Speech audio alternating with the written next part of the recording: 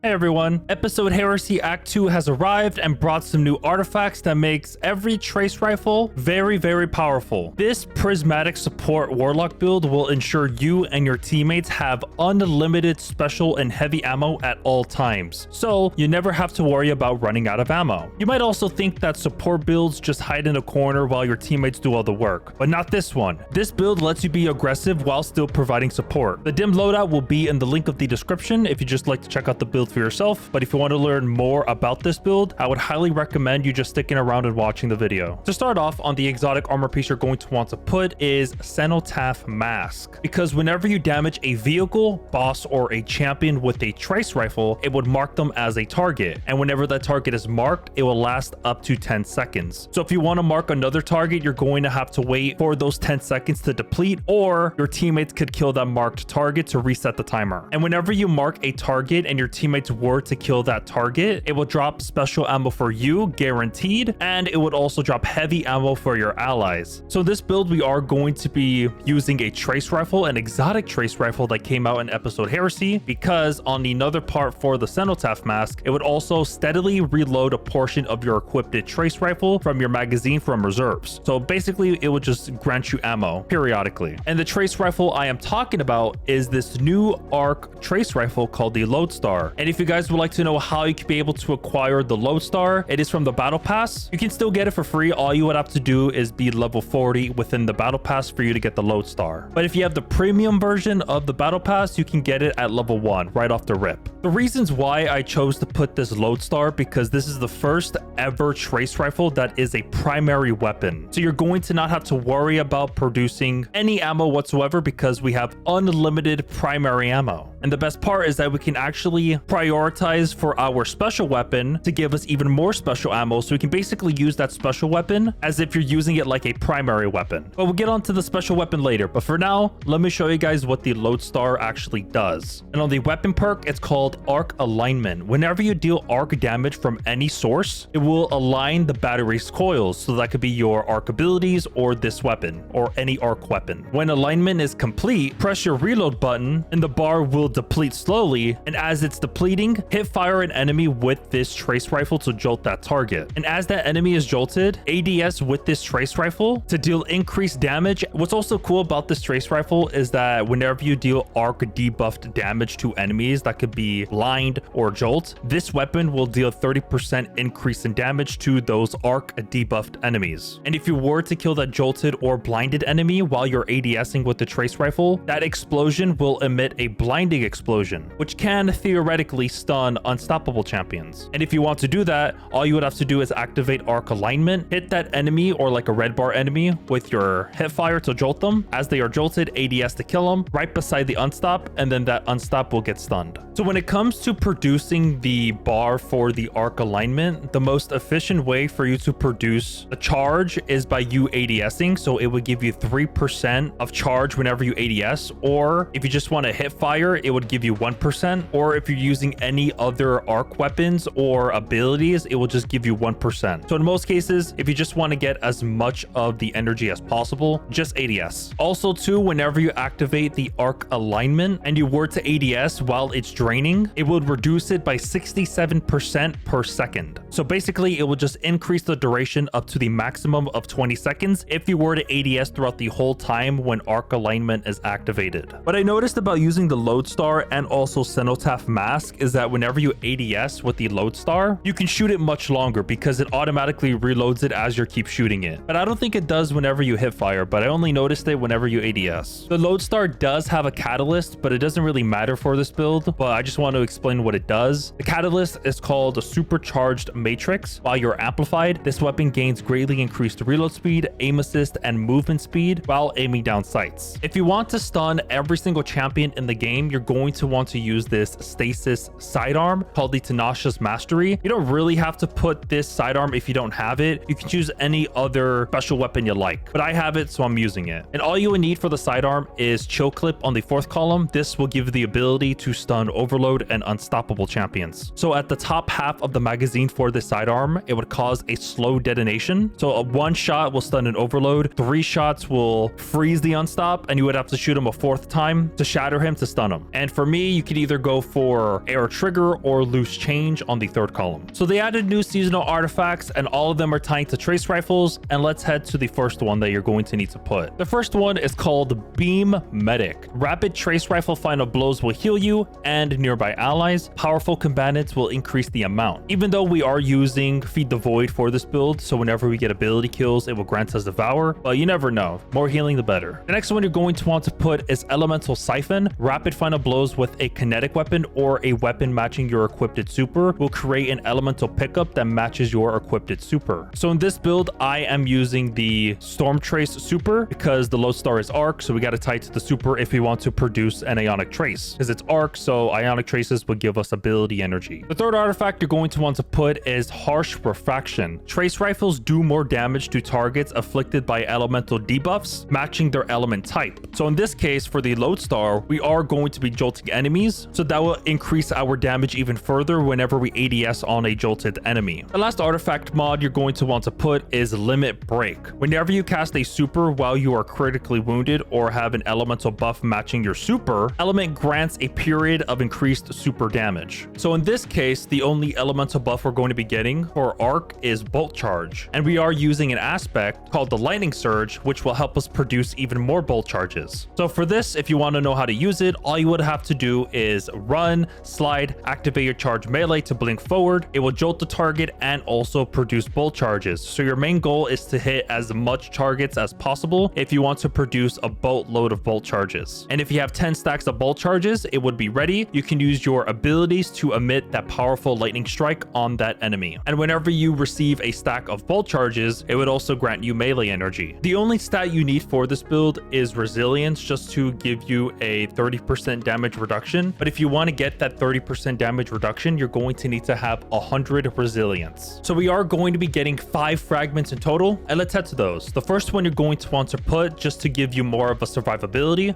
is Facet of Protection. While you are surrounded by combatants, you are more resistant to incoming damage, while Transcendent, the effect is increased. You're also going to be getting plus 10 strength. So whenever you're within 15 meters of 3 or more enemies, it would give you a 15% damage resist. And whenever you're Transcendent, it would give you a 20% damage resist. So if you were to tie those two together, you're going to be getting 32% damage reduction. The next fragment you're going to want to put is Facet of Dawn. Powered melee hits against targets makes you radiant. Powered melee final blows makes you and your nearby allies radiant, but sadly, you'll get minus 10 strength. Radiant just increases your weapon damage and also gives you the ability to stun anti-barrier champions for your weapons. The next fragment you're going to want to put is Facet of Dominance. Your void grenades weaken targets and your arc grenades jolt targets, but you'll get minus 10 discipline. So you can freely choose between either using the vortex grenade or the storm grenade, whatever fits your playstyle. The fourth fragment you're going to need is Facet of Bravery. Defeating targets with grenade final blows grants volatile rounds to your void weapons. Defeating targets with powered melee final blows grants unraveling rounds to your strand weapons. But in this case, I'm only prioritizing this for my power weapon, which is a void machine gun called the Corrective Measure, because that LMG is pretty good this episode. So that's the only reason why I put this fragment. The last fragment, you can change it up as you please, but I decided to go for Facet of Sacrifice. While you have an arc, solar, or void buff, ability final blows will grant bonus darkness transcendence energy. You also get plus 10 discipline. So the main buff we're going to be getting is Devour, and that is a void buff. So the gameplay loop for this build is very simple. So whenever you're dealing with a champion or a boss, use your lodestar to mark that enemy. You could also damage the champion or boss as well, but be sure to not kill them. Make them as low as possible for your teammates to kill them. You can also apply the jolting effect for your lodestar on those big bosses, just to increase your damage for your allies as well. I also noticed that the jolting effect from that enemy or champion or boss doesn't count as you killing him. So once that big boss or champion is marked, let your teammates kill him. You will be rewarded special ammo and your teammates will be rewarded with heavy ammo. And rinse and repeat. If you guys would like to know the drip that I was using for this build, it would be on screen if you like. I'm just going to keep rotating it, and yeah, if you guys like it, copy it, go for it. I'll greatly appreciate it if you would hit that like and subscribe button. I hope you guys have a good rest of your day, evening, or afternoon. Take care and peace. I'll see you guys in the next one.